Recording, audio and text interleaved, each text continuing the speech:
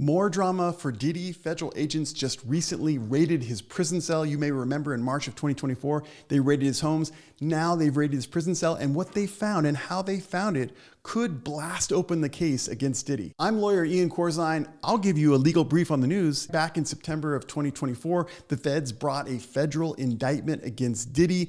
An indictment is a formal legal paper issued by DOJ which charges someone with federal crimes. It's a little bit more powerful than a typical information or other charging document, and that's because it's supported by probable cause. A grand jury is impaneled. That jury hears testimony, reviews evidence, and then determines whether or not there's probable cause that the defendant committed a crime. In this case, a federal indictment was issued in September of 2024, and FBI arrested Diddy on or about, I believe, September 16th of 2024. Now he's being held at the Metropolitan Detention Center in Brooklyn, New York. Now, you may remember this is the most dangerous and inhumane prisons pretty much known in America. It once housed Ghislaine Maxwell and R. Kelly, and now Diddy is being housed at this detention center. The indictment basically charges Diddy with abusing women. How is that a federal crime? There's three different ways that's a federal crime. One is through racketeering. They're saying that Diddy led a group of people, a group of henchmen, to abuse women, traffic illegal substances, and obstruct justice. The second count is that they traffic these illegal substances and people across state lines. And then the third is that there was transportation of people who did crimes across state lines that were federal crimes. So on October 28, 2024, the feds raided Diddy's prison cell. Now, why? The feds say that this was part of a larger sweep. They were going through a number of different prison cells looking for illegal substances and electronic devices. Now, is this true or not? I don't know. I don't know how many times the feds do this, especially after a high-profile person has been brought into the prison cell. They say that during the search of Diddy's cell, they found handwritten notes that Diddy had written to his lawyers. Now, allegedly, these notes contain information about witness payments and defense strategies. This is very important for our discussion today because one or else of these different types of information could be excluded from trial or not. Now, the prosecution didn't tell Diddy's lawyers about this seizure on October 28th until later on in November 15th, 2024, when there's a bail hearing. Of course, Diddy didn't make bail, but they used these notes as evidence to, prove their case that bail was not warranted. Now, Diddy's defense counsel thinks this is BS.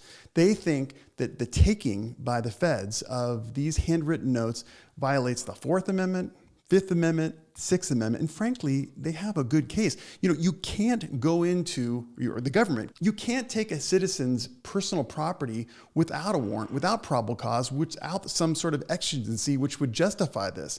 Now, if the feds say they accidentally found these handwritten notes, they would have a duty to take them, segregate them, not read them, and give notice to Diddy's defense counsel, and then have a hearing about whether or not these could be admitted into evidence. They didn't do that. They could show that maybe these notes were evidence of witness tampering or threatening of witnesses, but they didn't do this. The remedy for an illegal seizure, an illegal taking of someone's personal property, is exclusion at trial. And so that's what we envision the defense counsel for Diddy will argue.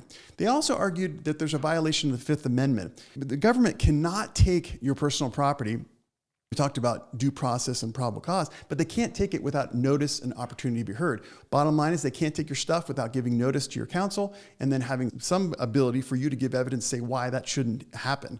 And also, the defense counsel has argued there's a violation of the Sixth Amendment. You have, as a criminal defendant, a right to effective assistance of counsel. What does that include? That does include your right to be able to communicate with your lawyers privately. In this case, defense counsel says this is a blatant violation of the Sixth Amendment because they took these notes, which include communications, I guess, about defense strategies. But as usual, under the law, there are exceptions, and the big one that the feds are going to argue is the crime fraud exception. The feds are arguing that it was totally legal to seize Diddy's notes to his lawyers because they are evidence of crimes. In other words, they could be evidence of attempts to obstruct justice, to tamper with witnesses, or plan additional illegal acts. If the feds can show that these notes did, in fact, discuss the future commission, or maybe the past commission of crimes, then it would not have been illegal for them to take them and then to use them for whatever purpose in Diddy's prosecution was required.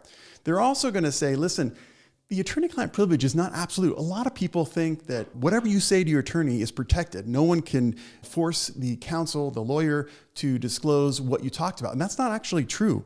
Under Supreme Court law precedent, the attorney-client privilege just pertains to legal advice. So if you're asking your counsel for legal advice related to the matter that the counsel is helping you with, then that is something that can't come up in trial. However, if you're talking about personal advice, or you're talking about business, or in this case, potentially crimes, that is not protected by the attorney-client privilege, and that could be used against Diddy at trial. The other point, which kind of makes total sense, is that the courts have held that inmates, prisoners, have a reduced expectation of privacy. In this particular case, there is a federal indictment issued against Diddy. That indictment presumably was issued with probable cause. There is evidence that he did commit these crimes, not beyond a reasonable doubt yet, but there is evidence. As a result, he's been incarcerated, his liberty has been taken, and also he doesn't have the same type of rights he'd have if he was an unincarcerated citizen. So I said, listen, you can't expect to have total privacy when you're in prison. And then probably the final argument the feds could use to be able to get this back into evidence is they could say, listen, there was a big threat that these handwritten notes would be destroyed very quickly, and then they wouldn't have this evidence to prove that the crimes were being discussed. So they had to move quickly, otherwise they would be gone. Now, how is this going to be resolved? First of all, my supposition is that defense counsel will move to exclude the handwritten notes as evidence. And of course, the US DOJ will oppose that request. They'll assert the arguments we just talked about. And then really, the judge is going to have to look at the notes and determine what portions are protected by the attorney-client privilege. Is there evidence of planning of crimes with the counsel? Are the lawyers implicated in the crimes? And then he's going to have to make that decision about what portions of the notes would be excluded and what would not. Now, the odds of the judge saying that these handwritten notes cannot come into evidence, it's very hard to judge at this stage because we don't really know what are in the notes. However, just judging from Diddy's conduct in the past several months, where there has been some allegations that he has threatened witnesses, he has paid off people related to this trial, it's very likely that these notes could come into evidence and could further cement the fate of Diddy in his federal prosecution.